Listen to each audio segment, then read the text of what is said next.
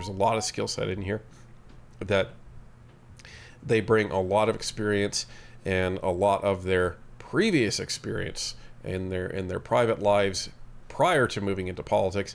And this is where they are really trying to focus the effort of the shadow cabinet.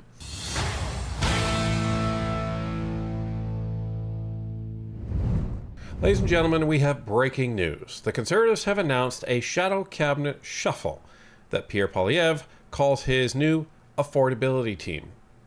On the surface, it may look like a routine shuffle, but the changes suggest a more focused push on the cost of living, taxes, trade, food prices, and government waste, and holding the Carney government accountable. Let's take a look. Who's fighting for you? For you to have affordable groceries, gas, and mortgage payments. For you to have growing take-home pay and dollars that go further. For you to have safe streets. For you and your family. We are. Today I'm announcing the Conservative Affordability Team, our renewed shadow cabinet. We have 3 priorities: affordability, affordability, and affordability. Sure, we'll fight for other things like national unity and healthcare. We'll fight against crime and corruption. But all of those problems are made worse because of liberal recessions and liberal inflation. You know, you're asked to work harder and harder, to pay more and more for less and less, while the liberal club of insiders, power brokers, and lobbyists, they get ahead on carve-outs, bailouts, and handouts paid for by you. Enough. We're on your side, on the side of the people who work hard, pay their taxes, and play by the rules, for a country that's affordable at home, safe at home, and united at home. And that is why we're going to continue to fight for you. We have the team. We have the plan.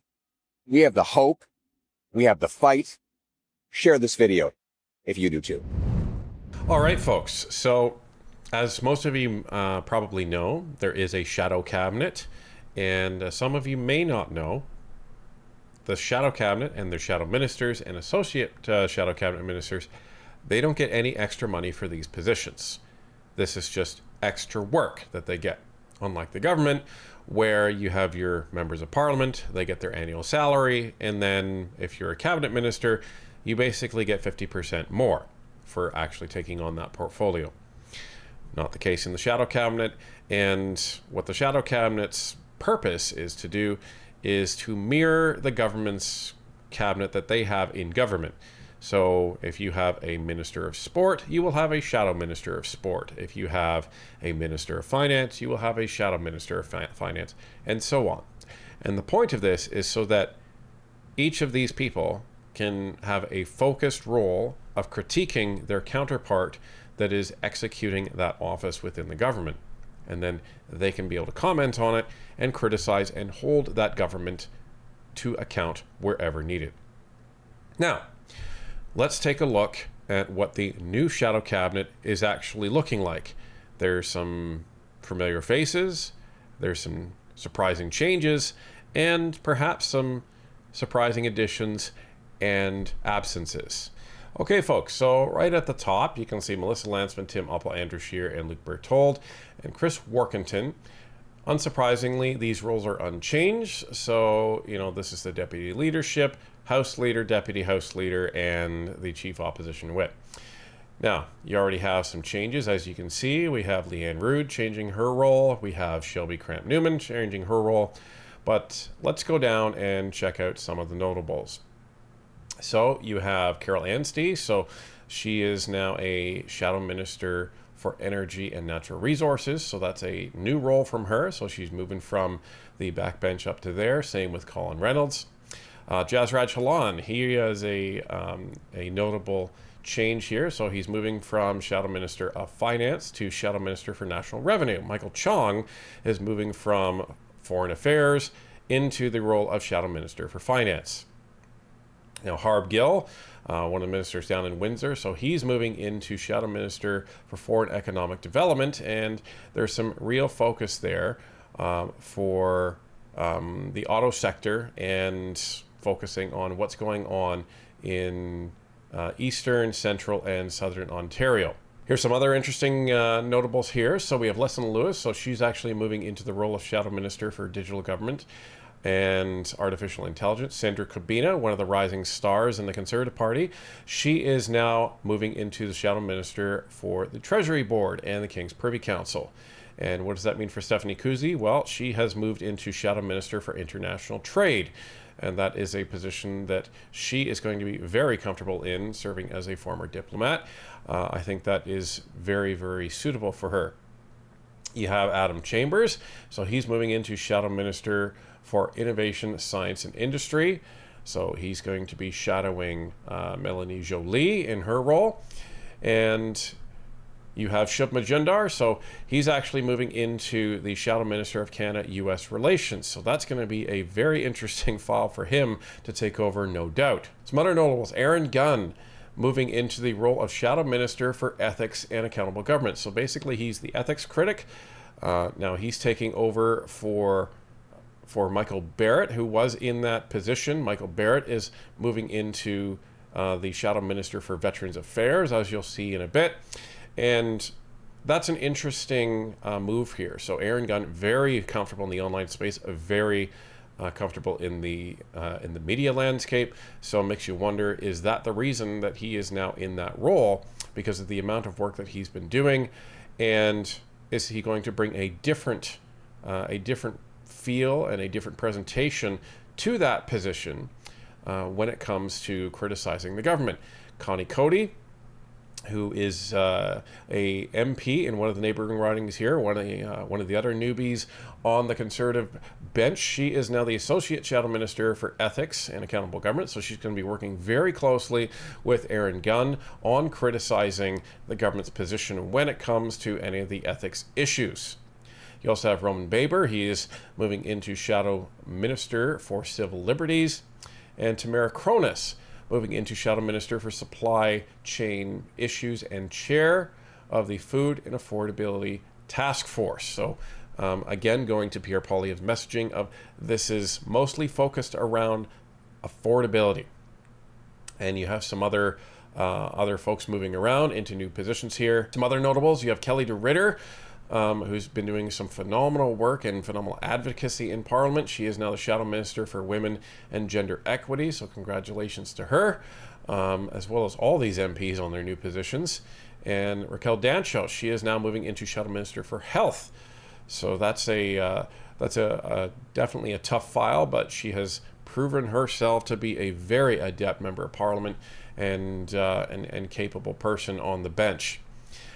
You have Tamara Jansen moving into Shadow Minister for Public Economic Development, and she's been showcasing her capabilities on committee, so it's not a surprise that she's moving into that. Rhonda Kirkland, great to see her get a tap here. So she's the Associate Shadow Minister for Public Safety, doing a lot of work on that file on the National Security Committee, as we covered before.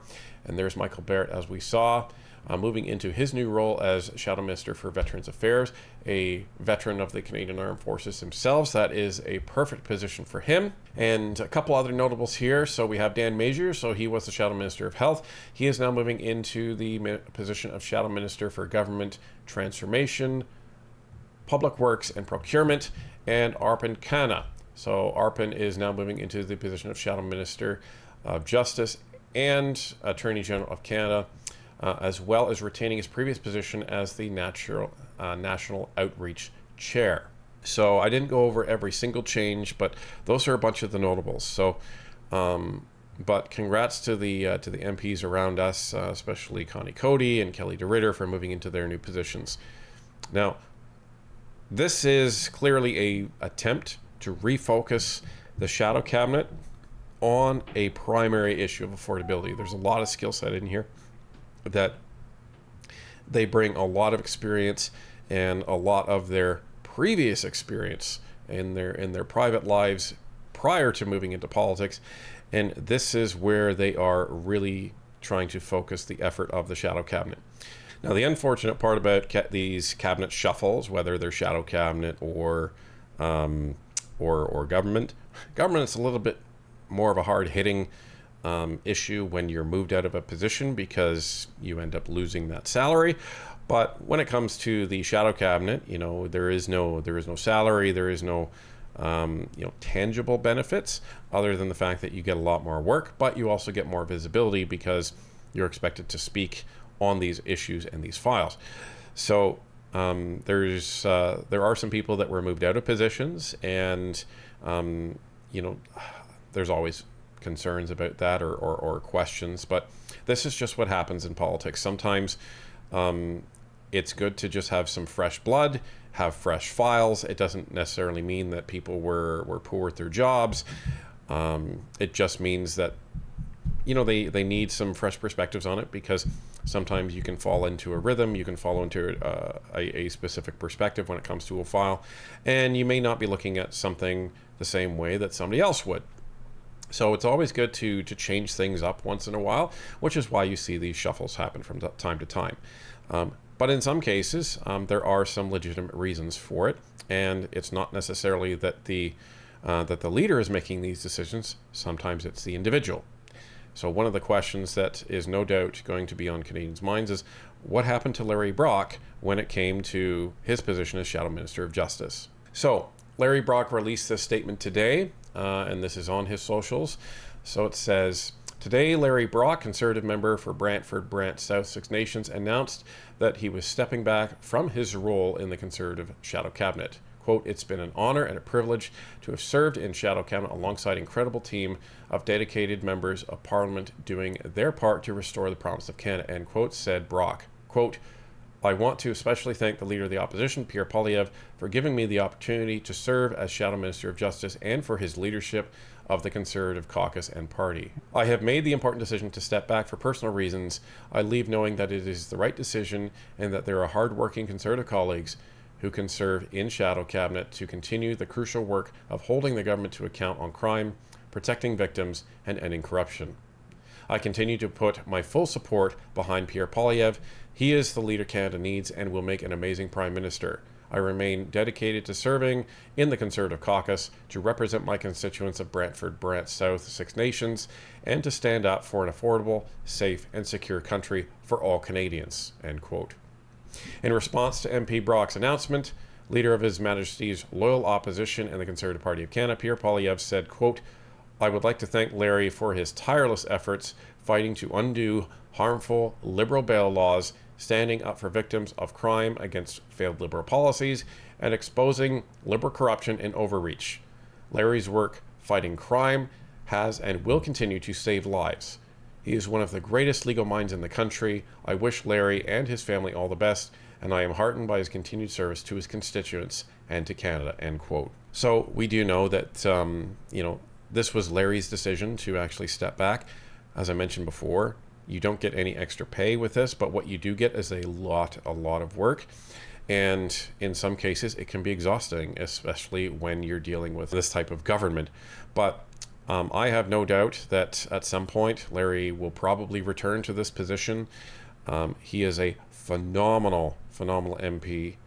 We've covered him at length when it comes to his participation in these studies and in him holding government to account.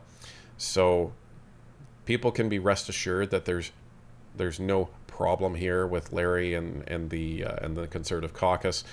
He is 100% behind Pierre Poilievre. He's 100% behind the Conservatives.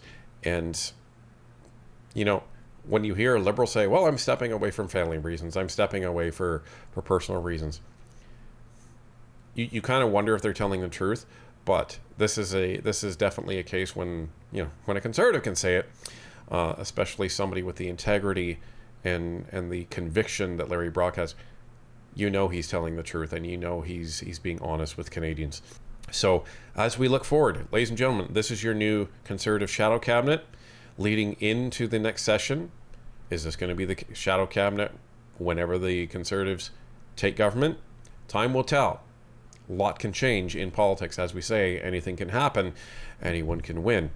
But it's going to be interesting to see some new energy, probably some new perspectives in all of these different roles. And it's going to be fascinating to see how each of these new shadow ministers and their support teams navigate and come at the Carney government as they continue to make lots of promises but deliver no results.